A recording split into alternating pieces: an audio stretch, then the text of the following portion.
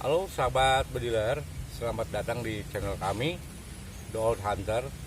Di sini kami akan memberikan sedikit pengetahuan kami untuk para bediler pemula terutama, ya. Dan kami tidak mengizinkan Anda untuk merubah atau memodifikasi, apalagi di kaliber itu kami tidak harapkan sama sekali. Nah, di sini kami akan memberi penjelasan sedikit tentang cara penggunaan senjata api PCP. Tahap pertama, kalau kita menggunakan senapan angin PCP, diharapkan telunjuk itu istilah kami diharamkan untuk memasuki daerah trigger. Itu satu. Ya, untuk kedua, pastikan senapan ini kosong, tidak ada peluru. Ini untuk jenis single shoot ya. Pastikan senapan ini kosong dan coba dilihat, jangan dari depan tapi cukup dari samping, ada berapa PSI. Begitu. Terus cara pengisian peluru diusahakan, dan diusahakan kalau memegang senjata itu senjata harus ke atas. Tidak boleh ke bawah begini atau ke depan atau ke datar dengan yang lain. Diharuskan ke atas. Cara pengisian seperti ini. Ini yang model single shoot, ditarik. Ya. Masuk peluru. Masukkan. Ini tangan, sebelum Anda menemukan sasaran tembak atau bidikan, tidak boleh masuk ke daerah trigger atau trigger guard, masuk ke sini. Itu di istilah kami diharamkan.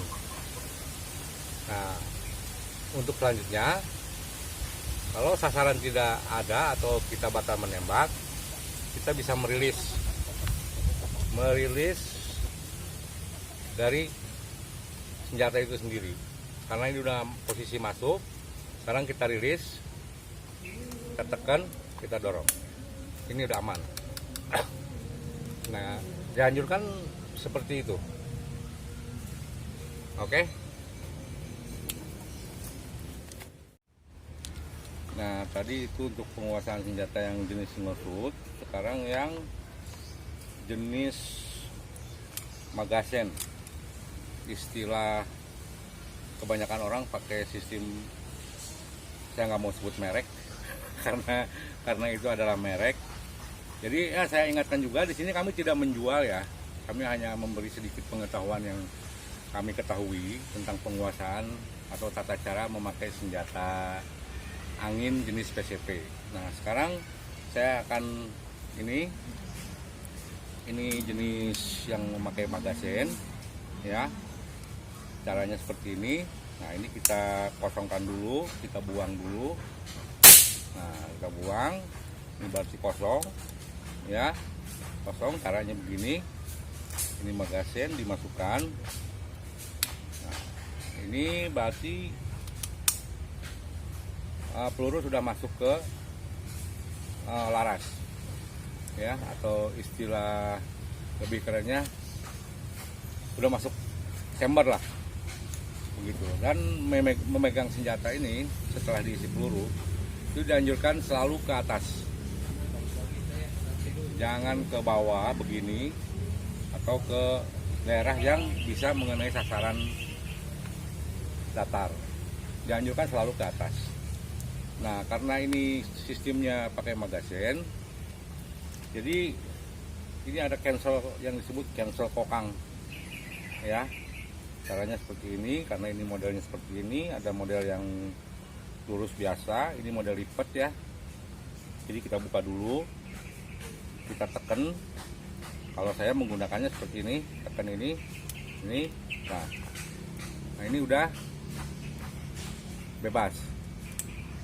Nah, dimana kita menemukan sasaran dalam berburu atau menemukan sasaran yang akan kita tembak, ini bisa kita tarik begini. Nah, ini dalam keadaan siap tembak. Oke.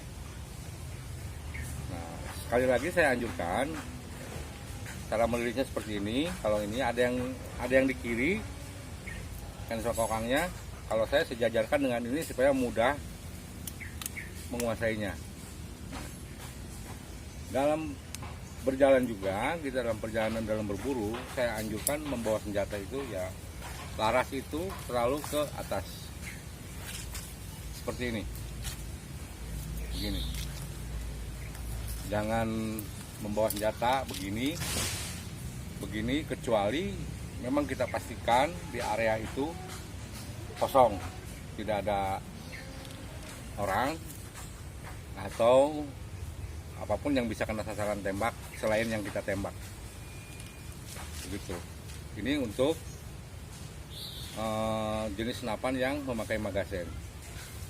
Dan dalam berburu untuk para pemula, saya anjurkan juga kita harus mengetahui lokasi tempat kita berburu, atau istilah kerennya spot lah.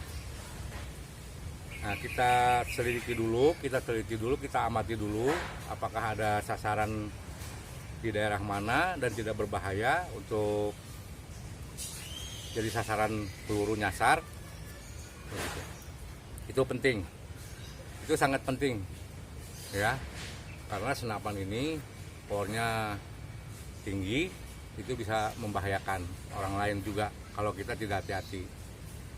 Nah, untuk hal kedua saya anjurkan juga, dimana kalian itu mau berburu ya, berburu harus tahu apa yang harus kita buru. Yang ke satu, hama ya, yang mengganggu tanaman petani. Jangan berburu setiap binatang kita tembak. Itu kelompok kami di The Old Hunter itu hampir dibilang tidak pernah. Itu satu.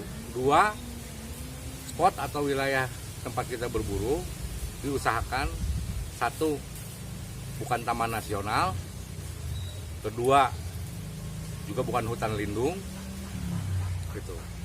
Dan yang selanjutnya, kalau kita berburu, diusahakan buruan kita itu yang bisa dimanfaatkan dan tidak dilindungi. Nah, kecuali kalau memang ada misalnya sesuatu orang yang membutuhkan lah, itu istilahnya. Memang dia ada keperluan lain, bukan untuk senang-senang, tapi seperti contohnya untuk pengobatan, itu pun harus kita berpikir panjang dulu, apa betul, apa tidak itu untuk pengobatan. Tapi yang saya anjurkan, satu, kalau kita berburu jangan binatang yang dilindungi. Kedua, jangan di wilayah yang dilarang seperti hutan lindung dan taman nasional. Untuk episode kali ini cukup sekian dulu dari kami, The Old Hunter Channel. Yes.